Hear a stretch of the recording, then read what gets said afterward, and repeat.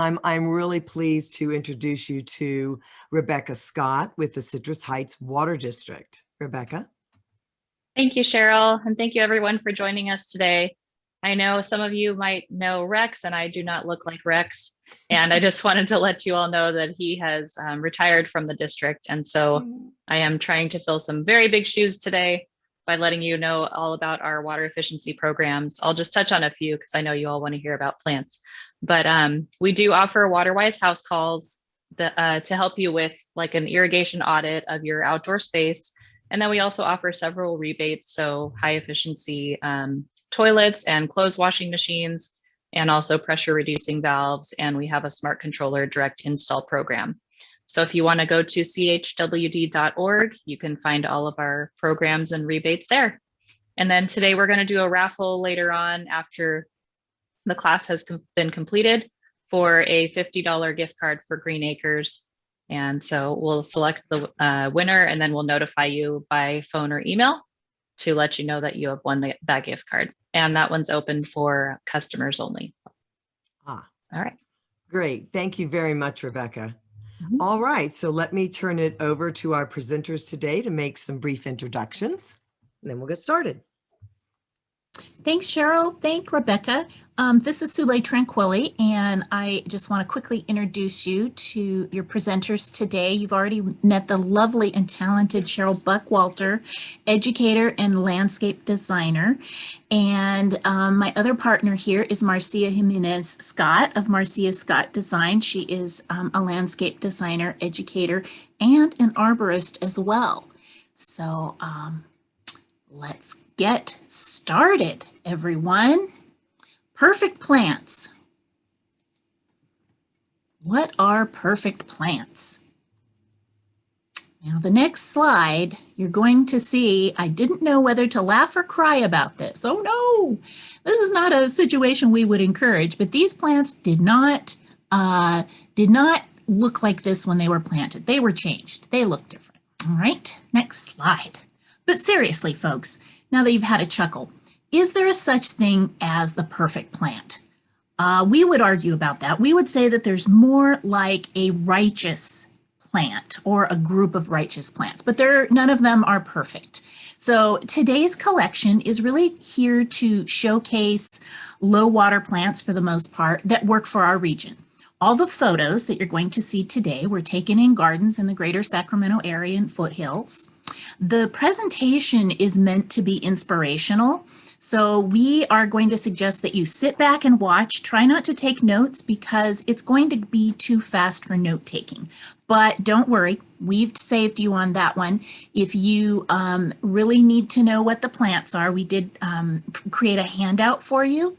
And that handout has the common name that you'll hear me name as we go through. And it will also include the botanical names, which is what you will need to purchase them properly in a nursery. So go ahead and sit back and watch the webinar. You can watch it again if you like. There will be a recording. All right. So sit back, relax, and enjoy. So what to plant?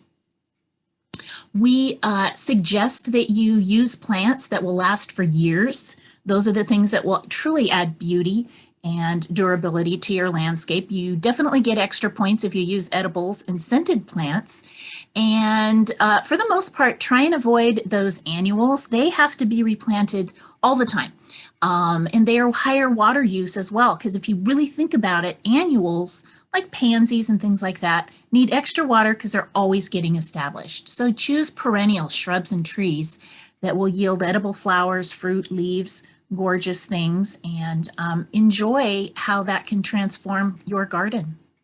Next, we're going to show you some fabulous plants that can be found in the Sunset Western Garden book.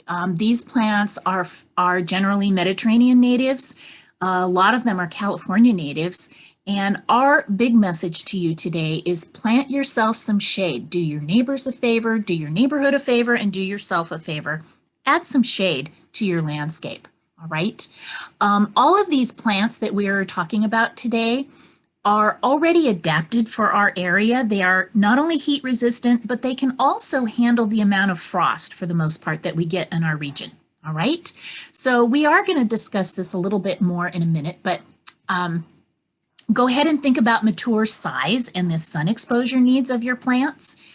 Do your homework. Get yourself a Sunset Western Garden book and check what the exposure is. Check the sizes of the mature plant.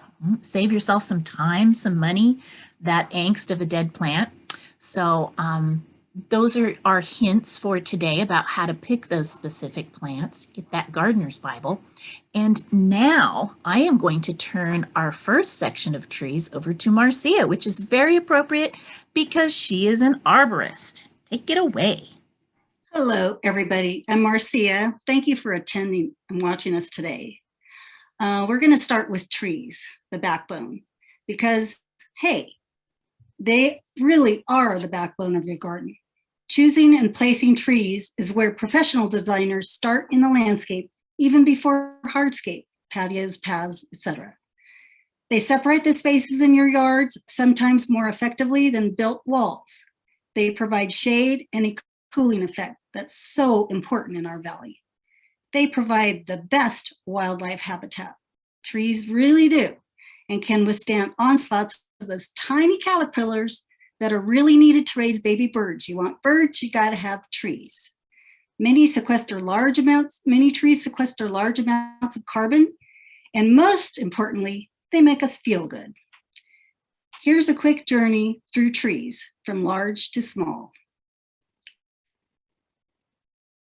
So, as you can hear, I'm all about trees. Their garden structure, plant more trees. And here's some help.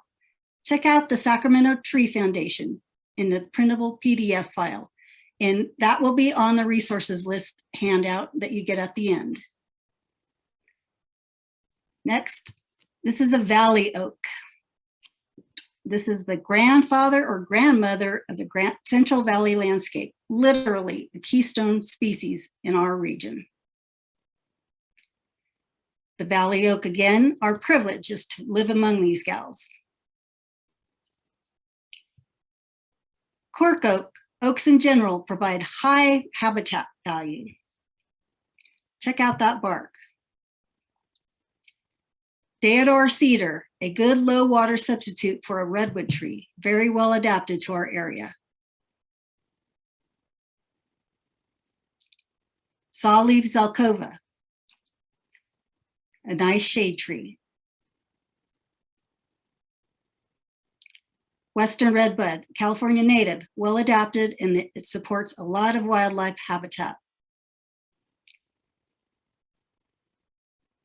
Princeton century ginkgo, graceful leaves, great fall color. Crepe myrtle provides 3 seasons of interest. Nice looking leaves, flowers, pretty bark, great fall color. Carob tree, nice tree, but this one was really underappreciated. Carob tree. Olive tree, we all know this one. They're very slow though, and if you plant one, you're in there for the long haul. And here are some California buckeye seedlings. Check out those gorgeous brown seeds. Bubba desert willow. This California native grows very well around here and is super attractive to pollinators. Strawberry tree, it's an evergreen small tree. Desert Museum Palo Verde.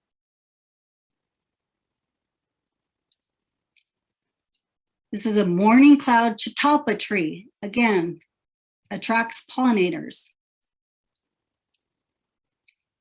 Here's an Oklahoma redbud, which is also very eye-catching in bloom. Here's a pretty, pretty leaf, heart-shaped leaves it has. Blue elderberry, rich in value for wildlife, and a great tree for shade. And we all know pomegranate. A pomegranate is a shrub, but it can be trained as a small tree. And they're just gorgeous and very, very easy to grow. Okay, So there was an example of some trees that you could plant. So many more. But now, where do I site my plants? Well, you want to plant in the correct sun exposure in order for your plant to thrive. That means full sun for sun plants, shade or part shade for shade plants. Then you want to plant in hydrozones. That means you group plants by water use and sun exposure. And a reminder today we are showing mostly low water use plants. Every once in a while, we sneak in a plant that needs a little bit more water, simply because it's such a great plant. And finally, make sure to allow enough space for the mature plant. When you first get these plants, they are babies. They're babies, you guys, or toddlers. You have to allow for their growth or you will have high maintenance or even a dead plant. Next, on to the workhorses of the landscape, large shrubs and hedges. Thank you, Marcia. I love hearing Marcia talk about trees. I always learn a little something, even through all of this. It's really great. So let's talk about small trees that can be hedges or shrubs. These are the workhorses of your garden. They are plants that are more to human size or scale. They can be small trees to help show in microspaces and define those.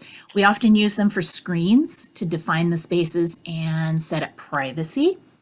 And a lot of times they're foundation shrubs. They give us a background for blooms and things like that in the front of the landscape. If you need to know more about any of these, you can go to our Water Smart plant list, and there is a fabulous link on the handout. And what you're looking at is bush anemone. Next up is the lovely pineapple guava evergreen small shrub. Small tree, large shrub, and edible flowers. Love that. Oh, one of my favorites, tree mallow, especially if you like that tropical flair. Here's a fabulous native Eve Case coffee berry. Can also be hedged very easily, unlike many natives. Does really well. I bet you've never seen the pink oleander quite this way. Nice. Here's a favorite California lilac called Ray Hartman Wild Lilac. How about a zap of color with the royal purple smoke bush? Ha-cha-cha. Here's one of my favorites. This is in my garden. It's the Western Spice Bush. It actually does smell kind of spicy. Has that glorious pink bloom. Here is your native flannel bush. You can use any of the hybrids or cultivars. Here's a toyon. It's a favorite of birds, evergreen large shrub, wonderful hedge. Here's a really interesting Mediterranean native called the chaste tree. Bees like it too. We want to remind you to enter your questions into the chat. We will follow up with those questions in a Q&A session at the end. And don't forget, there's a plant list handout, so you don't have to take notes. So let's get back to the shrubs. Marcia likes to call some of these do-everything shrubs. I really like that. Some of these shrubs are fabulous because they give you 12 months of color, whether it's the leaves or the blooms. They, as we said, they help define smaller spaces. They give you a foil for your blooms. And one of the things we don't often think about is shrubs are a perch for birds. They're smaller than trees and larger than ground covers and things like that. And, you know, a beautiful shrub that's evergreen can help you through a dreary winter day. So they are just lovely and very important in the landscape. This is slender monkey flower. They look like they're smiling, all those little flowers. This one's hard to photograph. I apologize, but this is bush germander. It blooms 12 months out of the year, and it is fabulous and tough and lovely. Oh, we couldn't help ourselves. Here's the dark star wild lilac. It really is a star in our region. Beautiful shrub.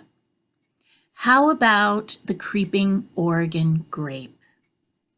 You get color in the fall, you get blooms, you get berries for the birds. Fabulous. Next up, creeping rosemary. How about that for a gorgeous edible? Bees like it too. Do you need a little bit of ever gold color? Try the Mickey rock rose. Rock roses are fabulous, but Mickey is wonderful.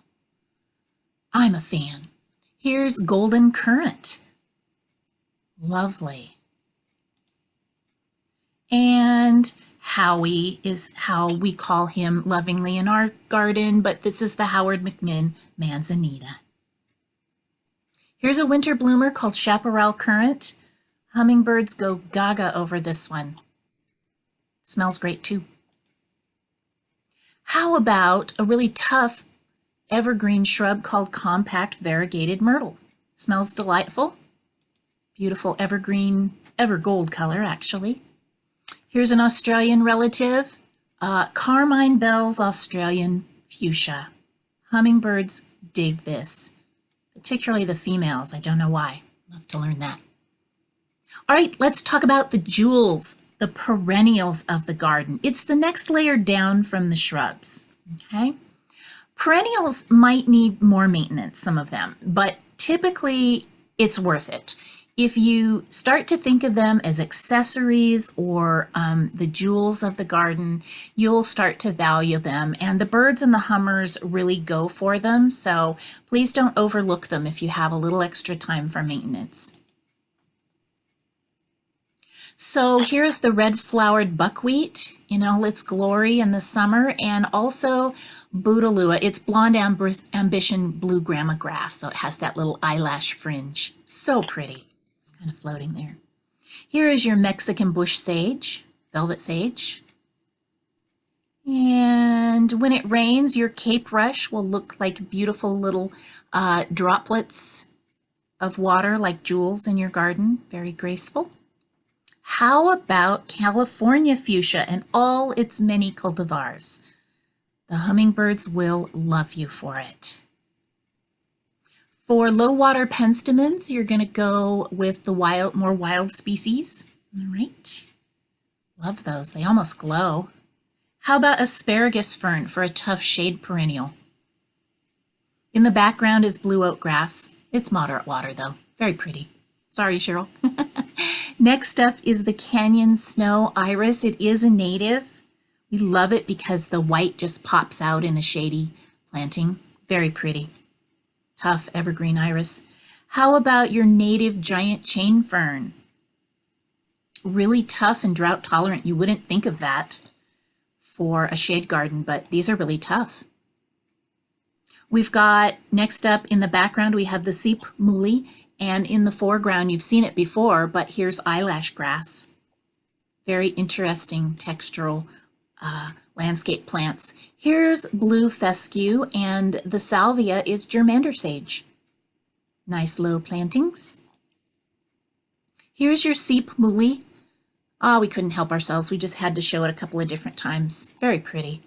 And here, this plant makes you a star gardener. Here is the showy milkweed. And the milkweed is the home of the caterpillar for the monarch butterfly. And the next slide shows you the caterpillar on the milkweed as well as the seed pod, which is really cool and interesting. It's quite a woolly leafed plant. Yarrow is a fabulous ground cover perennial filler, all kinds of things. Pollinators love it. We couldn't help ourselves. We had to add a second yarrow, moonshine yarrow. How about some beach daisy? Very pretty perennial.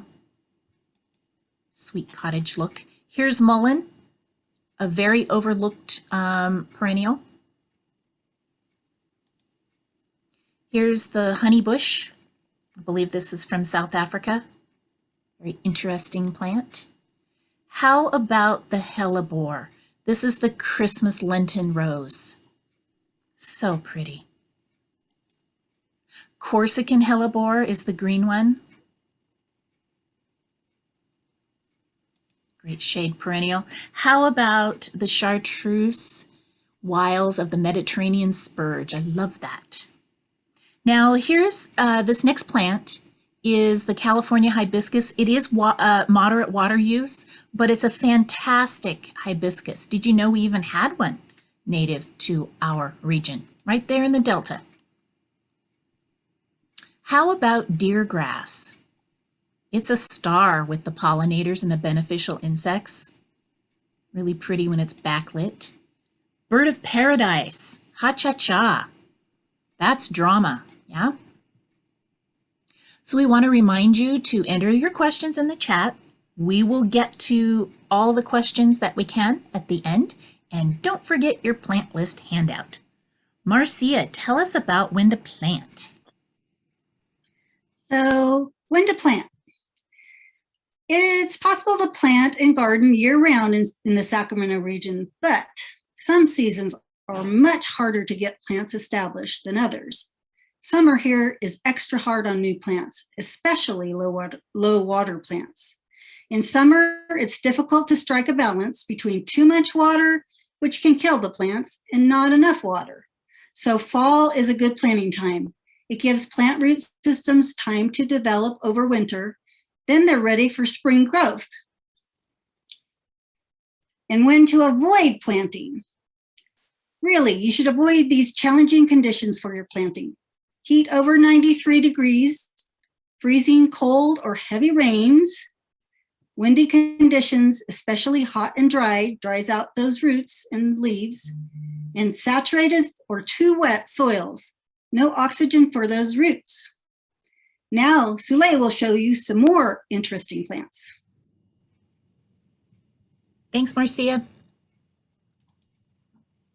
All right, so now you know a little bit more about what to plant, when to plant. Let's talk about the creepers. Creepers are also known as ground covers. They are, many of them are small scale. There's a few large scale. They are actually opportunities for when you take out your lawn to put down as a ground cover. We call that unlawn. I think of them as creeping and crawling along at the soil level. They can be used as fillers, and I do love a good lawn substitute. So let's check it out. Here is the Carapia. It's also called Lipia sometimes. This is Carapia. It's often used as a lawn substitute, and we have one more photograph showing you what it looks like as a lawn. This is a contractor friend put this in right in downtown Sacramento, so you can see it's very pretty. Here is the Elijah Blue Common Fescue with a cute little doggy. You can see that grasses serve many purposes in the landscape. Oh, the hummingbird sage. This is actually in my yard, and it's a fabulous ground cover, and the hummingbirds will be your best friend. They totally adore this plant, and it smells great. All right, here modeling this woolly thyme lawn is my little doggy. Cece, she's hanging out. This is where she eats her bones, and she thinks it's hers. You can have that too. Here's the European gray sedge. We actually photographed this at the UC Davis Arboretum a couple of years ago when we took a walk through there. It's very pretty, very lush.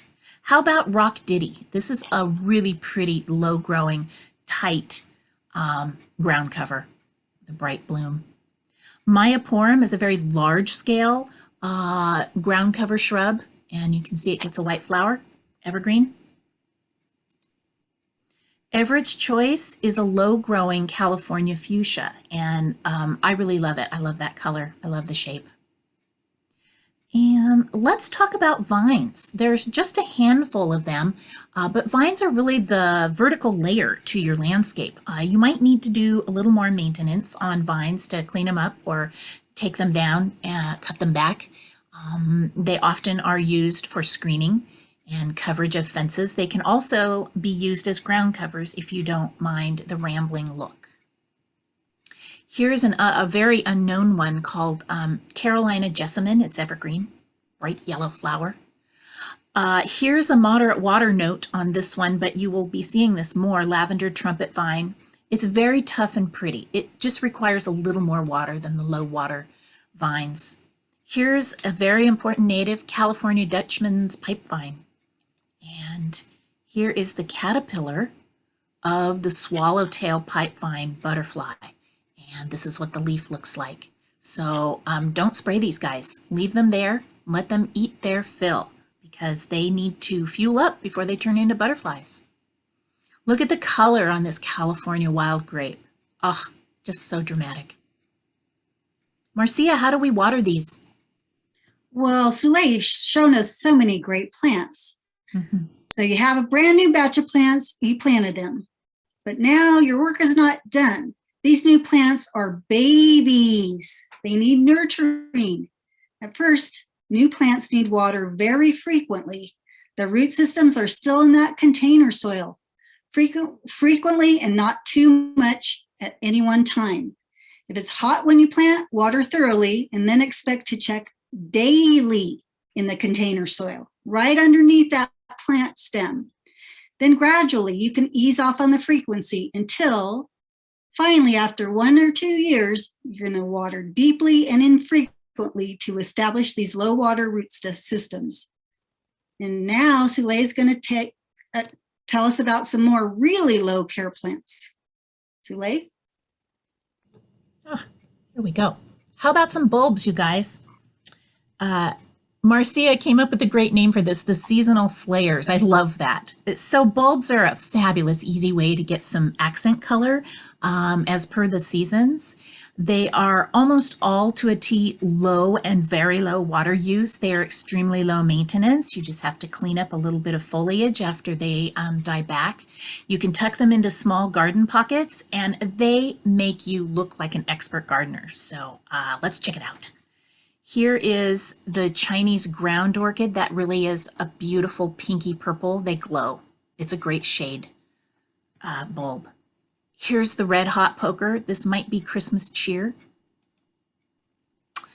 Here's one you hardly ever see, golden fragrance grape hyacinth. It's the only one that's low water. Really pretty. How about the naked lady lily, the belladonna lily? Great summer bloomer. The rain lily is from Argentina or South America. So pretty, low water. A lot of the irises are low water and they're just fabulous. You get a great splash of color. If you stick with the Tizeta hybrids of the Narcissus, next up, this is called Talia.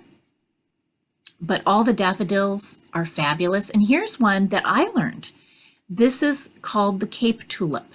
I just love that backdrop of orange color backlit. So pretty. And Peruvian Scilla, this one is getting more popular. It's fabulous. Late spring. Love that purple. So yummy. Let's see. Here's your ornamental onion along with the native California poppy. And for dry shade, nothing beats the clivia, also known as natal lily. So pretty. All right, let's move along to succulents. So all the cool gardens have succulents, okay? They are very much in style. Choose your succulents carefully. Some of them are tender, so you want to choose ones that won't get burnt in the sun and frozen in the winter. So look for that freeze tolerance. And some of them, like this little sedum, can be planted very densely. They're extremely low maintenance, but do expect to clean them up. You'll have to refresh occasionally and tuck in new starts.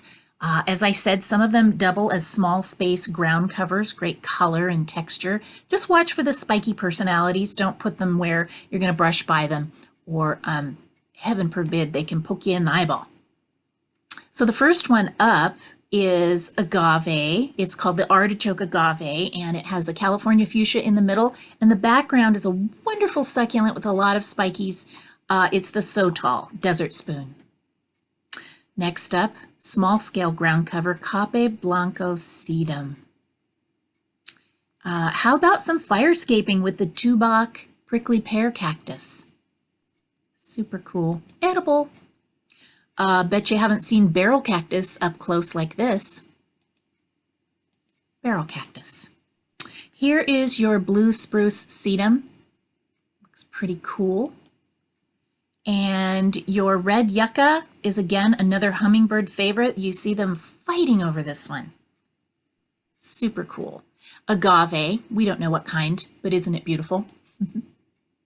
Here's a close-up of the rock purslane, succulent, calandrinia. And now a final word from our true sponsor. We could not do any landscape without it. That is your soil. So the soil is alive. Literally, healthy soils make for healthy, water-efficient gardens. And we're going to give you a couple of really lazy habits to cultivate a better landscape. It's really pretty simple. These 2 habits help build root health. They will help save you water while making your soil healthier, and they will definitely save you maintenance time and money. All right, so from the original lazy gardener, that's me, here it is. I'm laying it down on you. 1 inch of compost and 4 inches of mulch on top of that. So compost.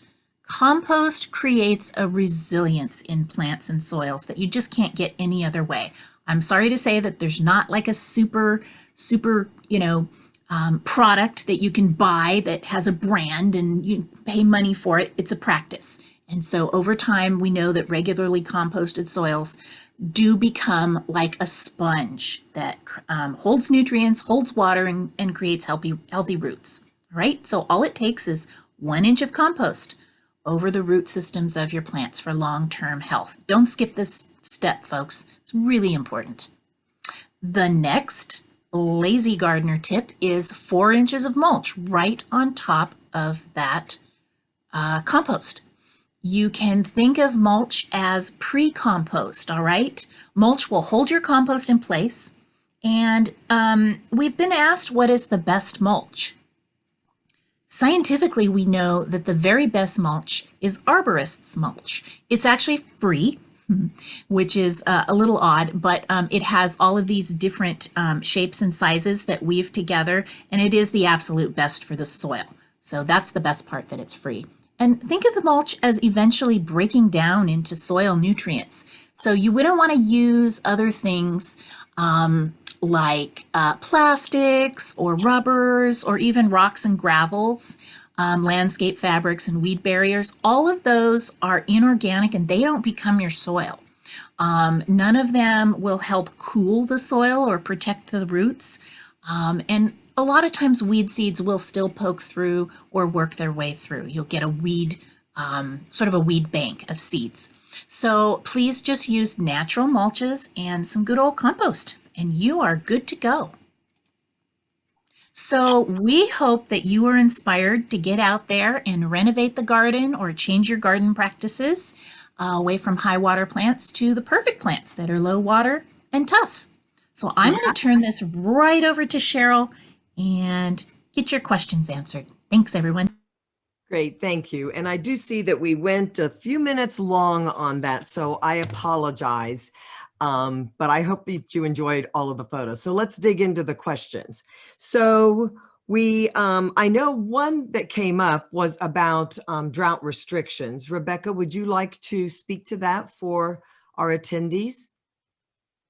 Sure, just very briefly, we do not currently have any drought restrictions in place, but we'll be continuing to monitor that situation. So, okay, great, thank you. And I know that you'll have information on your website and so forth as that's updated.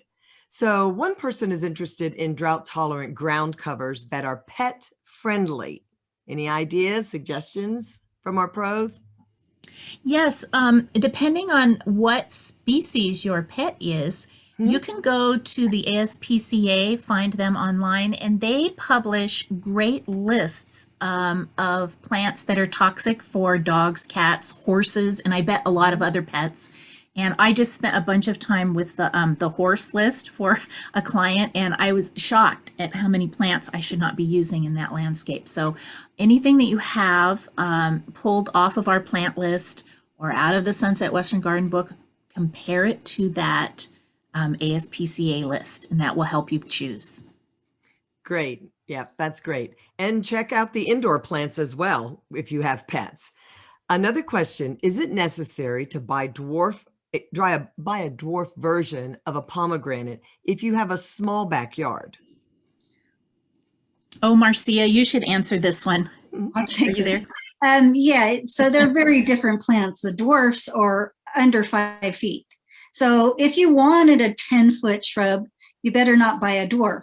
But if 10 feet is just way too big for you, yeah, a dwarf is the way to go. It'll be slow to get to the 5 feet, but it'll stay tiny for you. Okay. Marcia, are there any dwarf pomegranates that are edible, or are they mostly ornamental? Not You know? they're not that I know of. Not that taste Okay. good. I think you can eat them, but they don't taste so great. Right. Okay, gotcha. Yeah, I would agree. Right. Okay. So can you walk on the ground covers as you can with grass? So one thing I can speak to that, if you go to bewatersmart.info, they do have, they have some guidance for if you want to replace your lawn, and they give some alternatives to lawn that, and ground covers. And they do have comments in there about how much foot traffic various ground covers and lawn substitutes can tolerate. I don't know if you ladies have something else to offer about that. I think that's a great answer, Cheryl, and I'm actually didn't know about that. I'm going to check it out.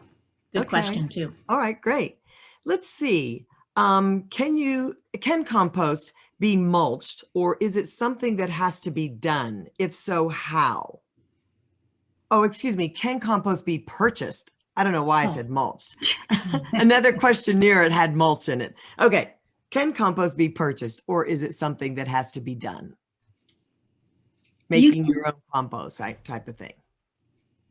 You can certainly purchase compost in bags or often in bulk at landscape yards, landscape suppliers. Many times the compost you buy in bulk is better, but you get what you pay for. If you buy inexpensive compost, it doesn't have many ingredients, and it's kind of like marinara sauce. It's really doesn't enrich your soil too much. If you have a compost that has all sorts of rich, lovely ingredients, it's going to be great for your soil. Great. Okay. And if somebody wanted to make their own compost, I would suggest that you visit the UC Master Gardeners websites. They have them in every county, and I know Sacramento County Master Gardeners have a lot of information there about compost and how to make it, more than we could possibly cover here, but a lot of great information and videos there. So that's what I would suggest. So here's something for, I think, Soleil. Do you need to keep watering a bulb after it has bloomed? Oh, that is a really good question. Thank you for whoever asked that. So most of the bulbs that we shared today are low and very low water use. So they typically don't need a lot of water, and I just tuck them into the landscape somewhere near, if it's a low water landscape, somewhere near something else. I don't directly water them. So the only thing I might do is add a little bit of bulb fertilizer, which is a whole other animal. But they don't even need that. They just need very, very little. Just top them with a little bit of compost and mulch, and you're good. Not too deep. Yeah. Okay, great. So here's a question. Does your plant list show how much water it requires? I'm wondering how to use drip system to water all sorts of plants on the same drip line. I suppose I can adjust by using different drip tips, but I have no idea which one to use. Ooh, that's a question. Cheryl, I bet you have an answer. That's a half an hour question. Yeah. That is about a half an hour answer. Yeah. But thank you for answering it, or asking it rather. So one thing, the plant list that you'll be provided here does say that the majority of these plants are low water use plants. There are a few that are moderate. And when you are watering all kinds of drips, all kinds of plants, that's what Marcia and Soleil spoke about briefly, hydrozoning. You want to group your plants by their water requirements. And then if you have, for example, a whole group of plants that are low water use plants, that's what they need, and they want full sun, all those plants would be grouped together and on one valve or one line. And I know that there have been other Citrus Heights Water District webinars that really speak to that. So I would encourage you to check those out. Also, when you're thinking about how much water a plant needs, that's another question. And it's not a one and done or one size fits all. So there's a great tool available to you, and that is the Smart Irrigation Scheduler for the Sacramento region. Just go to Beyond the Drought, all one word, beyondthedrought.com, and you'll see that scheduler, and it walks you through that. And actually, one of our other webinars has covered information on that too. So I hope that helps. Let's see. This person is working to replant a large area so that they can eventually abandon my legacy sprinkler system. My yard has a number of oak trees, so plants have to work with oaks. And we have just a minute or two left for answering questions. I just wanted to say that. And can you specifically, what was the question about? Yeah, this person wants to replant a large area so Mhm. that they can eventually abandon the legacy sprinkler system. I love that.